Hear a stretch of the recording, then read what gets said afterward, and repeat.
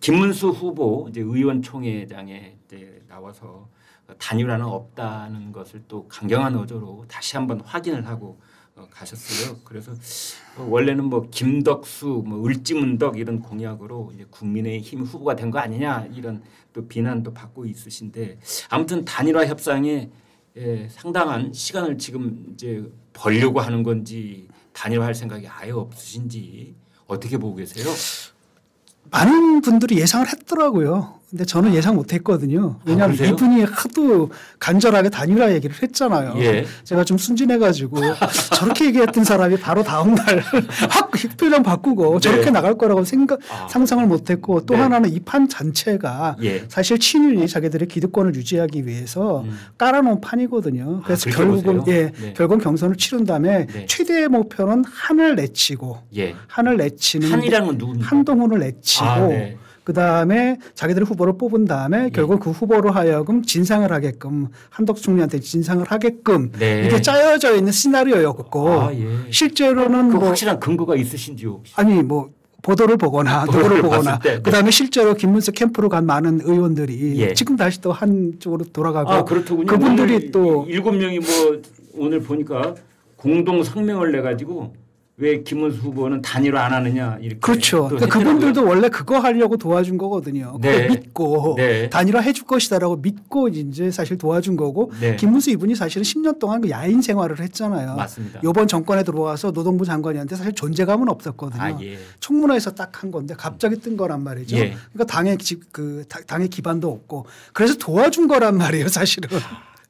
그러니까 저분들이 볼 때는 굉장한 배신감을 느끼겠죠. 아니 김문수 후보도 사실은 당내 기반은 넓지 않죠. 그 당내 기반도 없고 그래서 사실 의원들 꿔준 건데 그래서 네가 된 다음에 단일화를 해가지고 한덕수로 가자라는 일종의 당내에 암묵적인 합의가 있었고 그다음에 대다수 당원들도 그렇게 믿고 있었을 겁니다. 그래서 뽑아준 거거든요. 그런데 그냥 보기 좋게 딱 하는데 그 운동권 출신들 얘기가 많이 그런 걸 알아더라고요. 그건 김문수를 몰라서 그런다. 그건 무슨 뜻입니까? 운동권 출신이 그렇다면. 그러니까 운동권 시절에 이분이 또 신호 아니었습니까? 그렇습니다. 사실은 어떻게 보면 그 이후에는 저는 정치적 근육이 없다라고 봤는데 엄청난 분이라 그러더라고요. 그래서 저는 그 시절을 몰랐기 때문에 그래서 이 사람들이 운동권 출신이 어떤지 모르고 지금 저렇게 순진하게. 그러니까 운동권 출신들은 그때 그 시절부터 어떤 놀라운 전략이나 지략을 항상 세워놓고 일을 그다음에 대가 세거든요. 대가 그렇잖아요. 그때 뭐 군부 독재인데 나 잡아가라 했던 사람들인데 잡혀가면서도 막 외치고 이랬던 사람들인데 그 이른바 이제 그 곤조가 어디 가겠어요. 그게 이제 이상한 방향으로 이번엔 표출이 돼버린 거죠. 그런데 지금 말씀을 꺼내 주셨으니까 김문수 후보가 최종 후보가 됐잖아요. 일단 요즘 최종이라는 말이 좀 앞뒤로 막 섞일 때가 있어요. 앞으로 최종이 한 번 더 남아 있는 것처럼 지금 상황은 흘러가고 있는데 어찌됐건 5월 3일 날 이제 하나의 후보가 됐는데 그때 김문수 후보가 얻은 득표율 중에 단일화를 내걸고 얻은 지분은 몇 퍼센트인가요? 저는 절반이라고 봐요. 절반이다. 그때 보게 되면 사실 한덕수 총리가 부상하면서 김문수 후보가 사실 어떤 여론조사에서는 밀렸거든요. 한동훈한테까지도 밀렸단 말이죠. 맞아요. 그런 적이 있어요. 그렇다고 갑자기 치고 올라갔었어요. 그랬던 적이 있단 말이죠. 그래서 사실은 김문수가 좀 가라앉고 오히려 그때는 홍준표 후보가 막 떴죠. 여론조사 상당 올라왔단 말이죠. 그랬는데 문제는 뭐냐면 김문수랑 홍준표를 딱 보니까 많은 사람들이 그때만 해도 저도 그렇게 생각했는데 김문수가 되면 단일화가 쉬울 거다.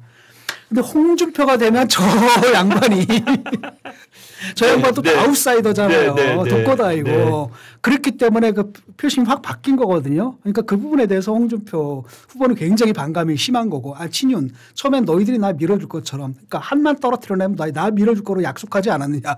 근데 그 사이에 나를 배반하고 다 김으로 가. 그래서 이분이 삐쳐가지고 보통 이제 탈락을 하게 되면은 뭐 정치 은퇴할 수 있죠. 탈당까지는 안 하거든요. 나 엄청 삐쳤다라는 걸 이제 보여주는 거죠. 홍준표 후보는 결선 투표에서 떨어진 거가 굉장히 쇼크였던 것 같아요. 자기가 될 거라고 생각하고 처음에 뭐라 그랬냐면 50% 그냥 거기서 50% 과반 넘겨서 될 거다. 결선 투표 갈 필요도 없이. 그러니까 그거는 뭐냐면 친윤이 자기를 전적으로 밀어줬다고 생각한 거예요. 근데 김문수는 가라앉는 거고. 근데 딱 보니까 저쪽 당에서 판단하기는 이 사람 후보 만들었다가는 단일화 과정에서 굉장히 힘들 거다. 그래서 만만하게 하면 김문수한테 이제 몰아준 거거든요. 그랬는데 그게 이제 잘못된 판단이었죠.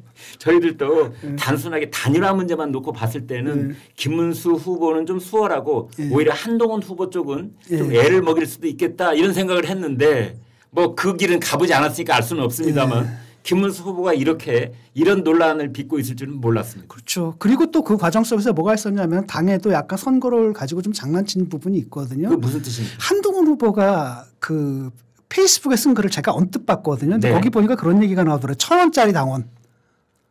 예. 그거를 1,000원짜리 당원인데 원래는 3개월 이상 내야지 투표권을 주는데 이번에는 그걸 갖다가 마감하는 그 순간에 한 달만 내도 된다. 한 달만 내도 된다라고 얘기했다는 거죠.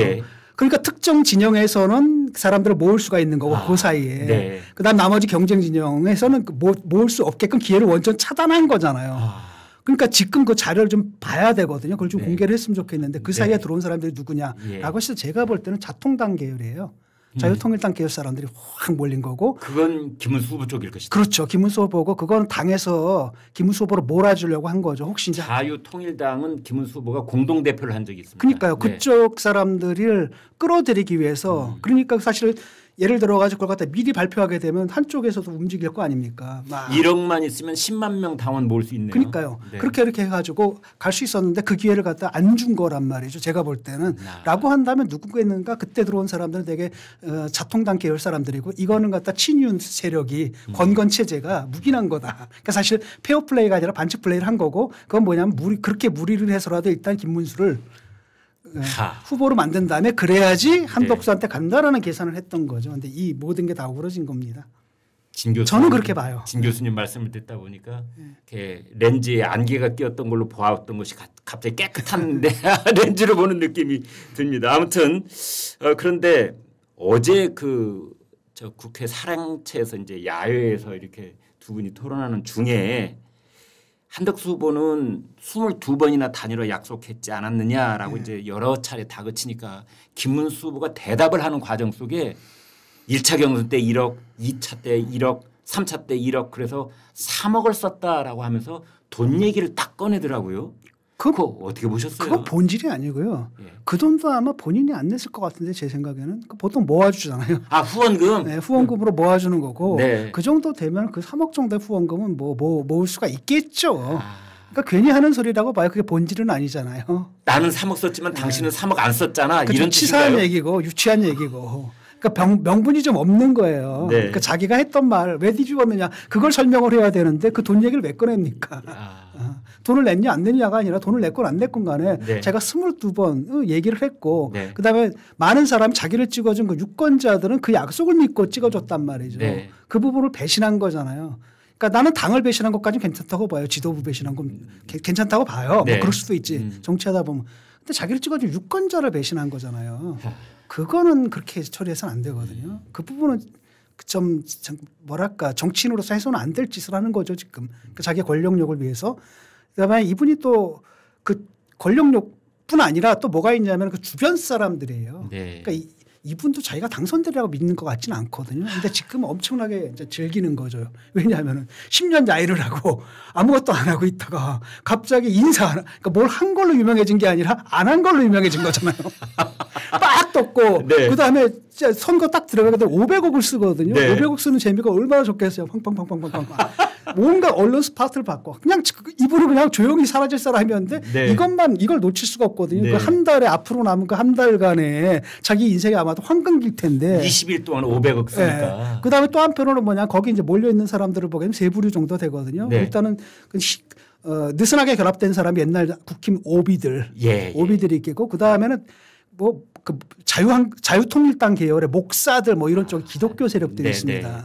기독교 극우 세력들이 있는 거고 또 다른 한편으로는 그 끈 떨어진 사람들이 있잖아요. 예를 들어 김재원이라든지 이런 사람들.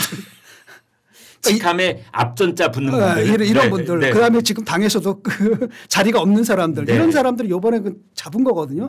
이걸 놓칠 수가 없는 겁니다. 이걸 잡고 이렇게 선거를 치러야지 다음에 당권에서 자기들이 이제 공천을 받을 수가 있는 거거든요. 그러니까 목숨 걸고 똘똘똘똘 뭉쳐가지고 목숨 걸고 버티는 거고 당에서 완전히 고립됐다 하더라도 법적으로 우리가 유리하기 때문에 11일만 넘기면 우리가 이긴다는 거거든요. 사실 그렇잖아요. 대통령 선거 끝나면 이제 지방 선거가 다가오고 그때 광역단체장 이제 그렇죠. 나가려고 하는 사람들 끝나면 바로 이제 저기 뭐가 되느냐면 또 다른 한편은 뭡니까? 그게 있는 거죠. 그 대표 선거. 당 대표 선거. 전당대회가 곧 그렇죠. 있을 예정이라고. 건건 체제는 분명히 이제 비대위 체제 계속 가자라고 할 거고. 근데 예. 명분이 안 되잖아요. 대선까지 끝났는데. 네. 그렇게 된다고 한다면은 이제 그때 또 권력 싸움이 붙을 텐데. 아휴, 이게 뭐 하는 짓인지 모르겠습니다. 자, 현실적인 얘기를 예. 진 교수님께 여쭤보도록 하겠습니다. 예전에 보면은 사찰에서 분쟁이 일어날 경우가 있어요. 주지가 갑자기 2명이 되는 겁니다. 예. 그 경우는 이제 제가 직접 취재를 해서 이제 경험을 많이 하게 됐는데 대개는 어떤 법적인 다툼이 벌어진 다음에 신임 주지가 왔는데도 예. 옛 주지가 방을 비우지 않고 가만히 버티고 있으면 예. 이제 사찰에 주지가 2분 있고 각각의 주지를 따르는 또 신도들도 이제 생기기 마련이고 예. 그래서 그 분쟁의 기간이 오랫동안 지속되기도 하고 그렇습니다. 지금 국민의힘이 지금 그 권권 체제는 지금 로드맵을 딱 밝혀놓고 있어요. 모레인 일요일까지 전국위원회를 열어서 이제 오늘까지 진행되는 여론조사를 바탕으로 사실상 후보 교체를 하겠다라고 이제 공언을 해놓고 있고 반면에 김문수 후보는 내가 유일한 합법 후보야. 나는 안 나갈 테야. 이제 이렇게 돼 있거든요. 자칫하면은 후보가 2사람 생길 수도 있어요. 아니 후보가 전혀 안 생길 수도 있습니다. 그럴 수도 있고요. 자, 이거 어떻게 돼가는 겁니까? 그러니까 김문수 쪽은 지금 완전히 고립돼 있지 않습니까? 네. 완전히 고립됐는데 이 사람들이 믿는 거는 법원이다. 아니 그 법원도 있고요. 또 하나는 11일까지만 버티면 된다라는 겁니다. 11일까지만. 그것만 넘어가면 게임은 끝난다라는 거죠. 그렇네요. 게임은 끝나는 거고 그 이후에 한덕수 후보가 등록을 한들 한덕수 후보가 뭐가 있습니까? 조직이 있습니까? 뭐가 있습니까? 아무것도 없는 거고 딱 하나 약속만 있었던 거거든요. 국힘에서 전당 쪽으로 밀어주겠다라는 건데. 근데 국민의힘이 우리나라 선거법에 따르면 밀지 못하도록 돼 있어요. 그렇죠. 근데 아니 다른 후보를 미는 순간 선거법이 근데 그러려면 쉽게 말하면 이분이 이제 국힘에 들어와야 되는데. 근데 국힘에는 이미 있거든요. 그러니까 국힘에 들어오지도 못하고 왜 김문수 후보가 5월 17일, 5월 18일 이때 단일화 하자고 그랬잖아요. 근데 김문수 후보가 지난번에 얘기 한번 나오셨는데 제가 다시 한번 따져 묻고 싶어요. 5월 18일 날 단일화를 하자는 것은 무소속으로는 단일화를 하지 말자는 뜻이나 똑같다. 왜냐하면 국민의힘의 선거비용 한 푼도 못 쓰죠. 쓴다고 한들 보전도 못 받습니다. 네, 그러니까 그 의미가 없는 거예요. 의미가 없는 거고 딱 11일 안에 되느냐 안 되느냐인데. 네, 뭐지 그건데. 지금 김문수 캠프는 욕을 먹더라도 일단 11일만 넘기면은 내가 후보가 되는 거고. 그러네요. 그럼 니들이 어쩔 거냐라는 거지. 나 지지 않고. 이게 일종의 인질극 비슷한 걸 하는 거예요. 참 어떻게 보면 제가 쓴웃음을 웃기는 웃었습니다만 무서운 얘기네요. 예, 무서운 얘기죠. 지금 교수님 이게 희극입니까 비극입니까? 희극도 아니고 비극도 아니고 희비극이죠 사실은. 희비극인 거고 애초에 이게 처음부터 윤을 잘랐어야 되거든요. 윤과 절연을 했어야 되는데 그걸 못한 거예요 지금. 결국 이 모든 시나리오가 결국 윤과 절연하지 못한 겁니다. 그러니까 한을 내치려고 하다가 지금 이렇게 된 거거든요. 차라리 한동훈이 됐으면은 한동훈 같은 경우 일단 승부를 걸어야 되거든요. 왜냐하면 자기가 본선에서 하려면 드라마를 써야 되는 거야. 그러니까 자기가 여기까지 왔어. 이게 드라마까지 됐거든요. 최종 드라마가 결승전에서 한덕수까지 꺾으면은 그 드라마 가지고 이재명하고 한번 해볼 만하거든요. 확 올라오면서. 그렇기 때문에 한동훈은 리스크를 갖다 안을 겁니다. 왜? 그 리스크가 자기 서사를 만드는 데도 필요한 사람이에요. 근데 김문수는 그게 아니거든. 지금 리스크 걸면 왜? 다 된 밥인데. 이렇게 된 거죠. 그래서 제가 계속 얘기했던 겁니다. 그거 원칙대로 풀어야지. 그러니까 지금 그 지지자들의 에너지를 언제 결집시켰습니까? 잘못된 지점에다가. 그러니까 잘못된 시점에 결집시킨 거잖아요. 이제 뭐 지난 얘기가 되기는 했습니다만 이제 우리 진 교수님께서는 그나마 본선 경쟁력이 제일 높은 분은 이제 한동훈 후보밖에 없다는 말씀을 해 오셨는데 그런데 한동훈 후보 쪽에서는 지금 당원 배가 운동을 하고 있다고 그래요. 그렇다면은 그걸 놓고 이제 외부에서는 한동훈 전 후보도 다음 전당대회 때 당권 투쟁이 다시 뛰어들 생각을 갖고 있는 것 아니냐 뭐 이런 얘기가 있어요. 그거 당연하죠. 당연히 그렇게 가야 되는 거죠. 그러면 다음 당권을 놓고 한동훈 대 홍준표의 싸움이 벌어지는 겁니까? 뭐 그럴 수도 있는데 아직까지는 밀리지 않나 했거든요. 한동훈 누가요? 쪽이. 왜냐하면 한동훈 세력이 너무나 약하기 때문에 예. 지금 사실은 친윤이에요. 예. 지금 친윤이 둘로 갈라진 겁니다. 친윤 주류가 있고 예. 친윤의 비주류가 지금 쿠데타를 한 상황이거든요. 그렇습니까? 그렇죠. 예. 김문수를 비시해가지고 쿠데타를 한 상황이에요. 그래서 자기들끼리 패권 싸움을 하는 거고 그게 예. 끝나게 되면 이거는 주류는 가만히 있거든요. 근데 예. 문제는 뭐냐면 그들이 가만히 있는 한 한국 보수는 망하는 겁니다.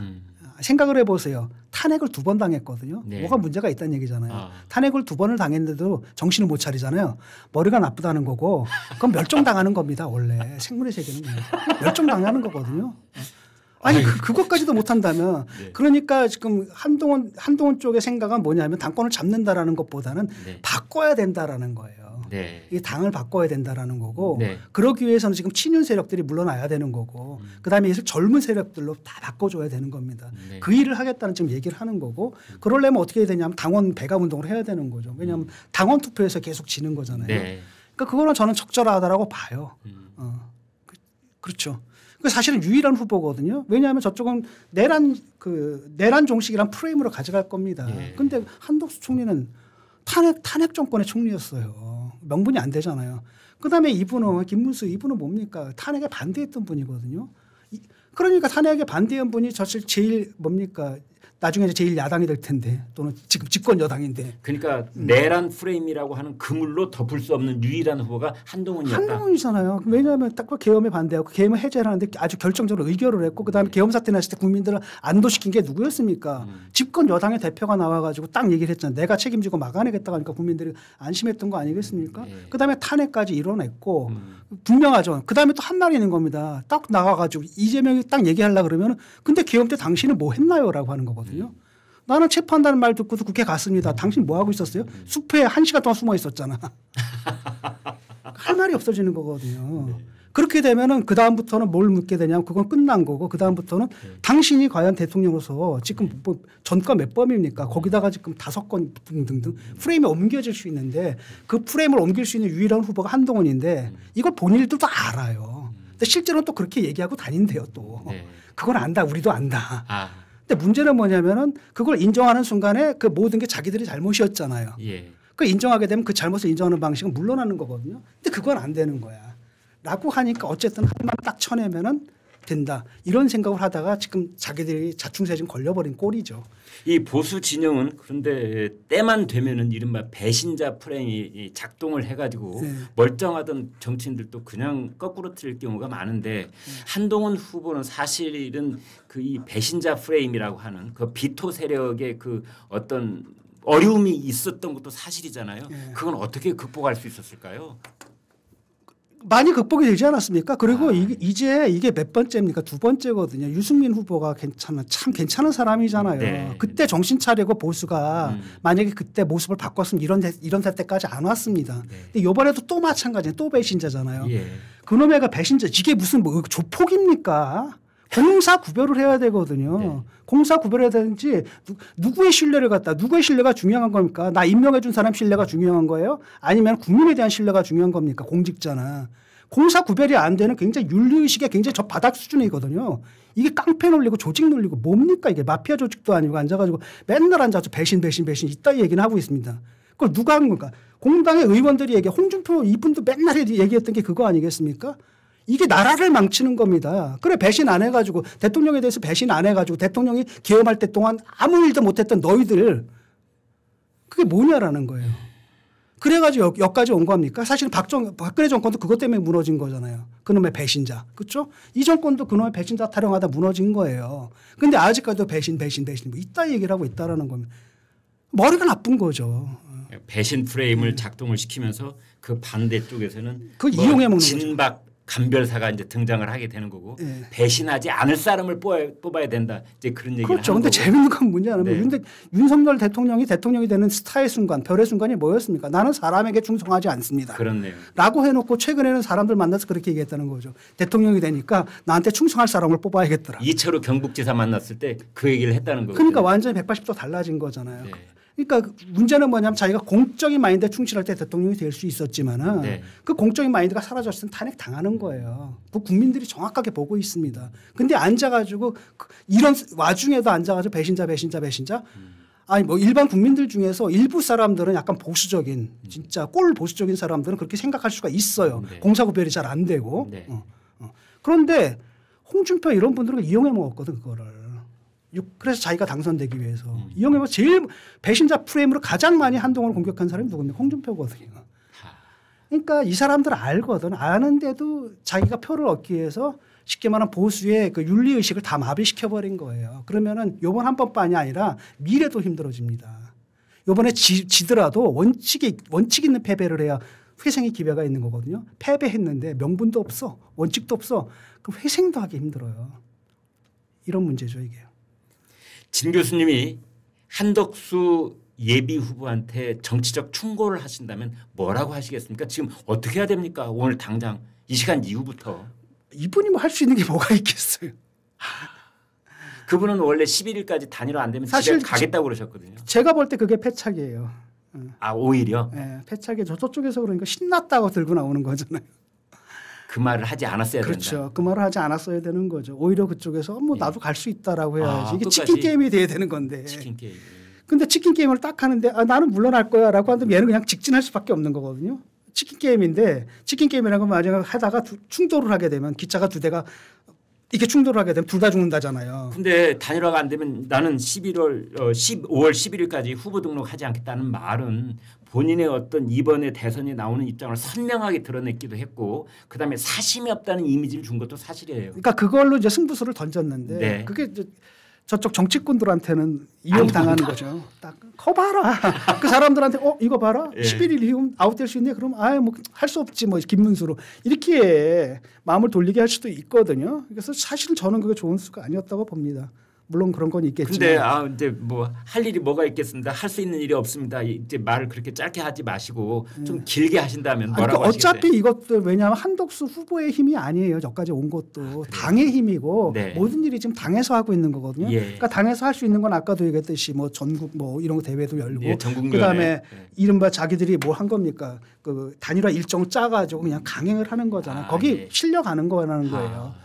이분이 사실 이 판을 갖다 자기가 주도해서 끌고 온 판이 아니거든요. 그래서 한덕수 후보도 이제 뭐 네. 당의 모든 걸 일임하겠다는 말을 반복하고 있는 그렇죠. 거고. 그렇기 때문에 당이 할 수밖에 없죠. 이분이 할 수 있는 일이 없어요 지금은. 예. 그래서 아이고야. 그렇죠. 그러니까 당이 뒤통수 맞은 거죠. 그 바보들이죠. 그러면은 차라리 한을 했으면 한은 바로 선언을 했을 거라는 겁니다. 10일 이전에 하겠다. 승부 보겠다. 왜냐하면 한에게서는 그게 서사가 필요하거든요. 네. 서사가 필요. 옛날에 노무현이 그걸 잘했잖아요. 우리가 그러면 시청자님께서는 네. 이제 한 씨가 두 분이 계시기 때문에 한동훈을 뽑았으면 차라리 편했을 겁니다. 왜냐하면 노무현이 그거 했잖아요. 그렇죠. 뭐 단일화할 때도 분리 않고 내가 받겠다. 그다음에 원칙 없는 승리보다 원칙 있는 패배가 낫다. 이런 걸 딱 하니까 오히려 이거 받아서 올라갔거든요. 그런 서사를 만들 수 있는 유일한 후보였는데 아마 좀 후회를 할 겁니다. 저희도 지금 우리가 헛소리를 많이 짓거렸구나 이렇게 해서 참 시청자 여러분께 사과드리고 만약에 그런 상황이었으면 지금 몰라요. 반반이거든. 네, 왜냐하면 그때 우리가 얘기했거든요. 뭐 근거 없는 선입견이었는데 김문수 후보가 단일화는 훨씬 수월할 거고 그쵸. 한동훈 후보는 아마 어려움이 좀 있을 거다 이런 얘기를 했는데 이런 상황이 될지는 정말 몰랐습니다. 예, 그게 맞아요. 사실은 당에서 후보를 뽑았으면 생각을 해봐요. 단일화가 될 때는 당에서는 자기 당의 후보가 단일화 경쟁에서 이기길 원하지. 예. 아니 도대체 어느 당이 자기 당이 뽑은 후보가 지기를 바래요. 이게 비정상이라는 거거든요. 근데 그 얘기를 갖다가 한동훈 후보는 그 경선에서 솔직하게 얘기를 한 거고 그걸 거짓말을 한 게 김문수고. 근데 이제 유권자들은 뭐 거짓말을 택한 거죠. 중앙선거관리위원회가 아마 그 유권 해석이 의뢰된 것 같은데요. 국민의힘의 후보 적합도 여론조사 공표 불가하다 이렇게 통보를 했다고 합니다. 이게 매우 중요한데요. 왜냐하면 이양수 국민의힘 사무총장이 이렇게 말한 바가 있습니다. 후보를 교체해야 되느냐 말아야 되느냐를 결정짓는 요소로 가령 이제 어제부터 오늘까지 당원 투표를 했는데 51대 49를 가지고 후보를 교체하기에는 좀 무리가 있어서 그것이 유의미한 숫자로 예를 들어서 7대 3, 8대 2 이렇게 됐을 경우에는 그걸 명분 삼아서 교체를 하는 쪽으로 그렇게 이제 당 결정을 이어갈 수 있을 것처럼 얘기를 했는데 중앙선거관리위원회에 유권 해석을 의뢰를 했더니 후보 적합도 여론조사 공표가 불가하다 이렇게 통보를 받았다는 겁니다. 그러면 그 결과를 이제 공개를 할 수가 없다는 뜻인데요. 자, 저 어떻게 해석해야 됩니까? 그렇죠. 뭐 선관위에서 이렇게 판단을 해버리면 저걸 갖다가 만약에 공표를 하게 되면 선거법 위반이 되는 거 그렇게 되는 아니겠습니까? 겁니다. 그렇죠. 네. 못하는 거죠. 그럼 아까 진 교수님 법원에서 말씀하신 인용된다니까. 그대로 가는 거네요. 예. 저것도 공표 못하지. 그렇죠. 그다음에 유일한 합법적 후보는 김문수지. 그렇죠. 그대로 가는 길밖에 없네요. 그냥 그대로 가는 길밖에 없는 겁니다. 10일만 넘어가면 끝입니다. 한 가지 방법이 있는데 그건 뭐냐면 이제 옥새 들고 나라샤. 그렇게 되면 이제 어떤 사건이 벌어지냐면 이제 후보가 없는 후보가 없는. 근데 그렇게 극단적으로까지 갈 수가 있을까 싶거든요. 네. 그러니까 뭐 친윤 세력 내에서 쿠데타가 일어난 거다. 이렇게 약간 볼셰비키 혁명 같은 거예요. 원래 볼셰비키가 소수파잖아요. 맞습니다. 개인적인 질문 하나 드리겠습니다. 정치권에서 굉장히 권유를 많이 받으셨을 것 같은데. 아니요, 저는 권유 안 받습니다. 나 저 같은 사람 가면은 다들 불편해해요. 맞다, 그 얘기 어디선가 한번 하셨어요. 예, 정치인은 정치인의 길이 있는 거고, 예. 정치인은 다른 것 중에 달라도 같은 걸 찾는 사람이고. 네. 저는 저 같은 사람은 같은데도 다른 게 있다라고 그 사람들로 하여금 보게 만들어주는 거잖아요. 네. 임무가 서로 달라서 네. 그 뭐 하는 일이 다르기 때문에 저는 뭐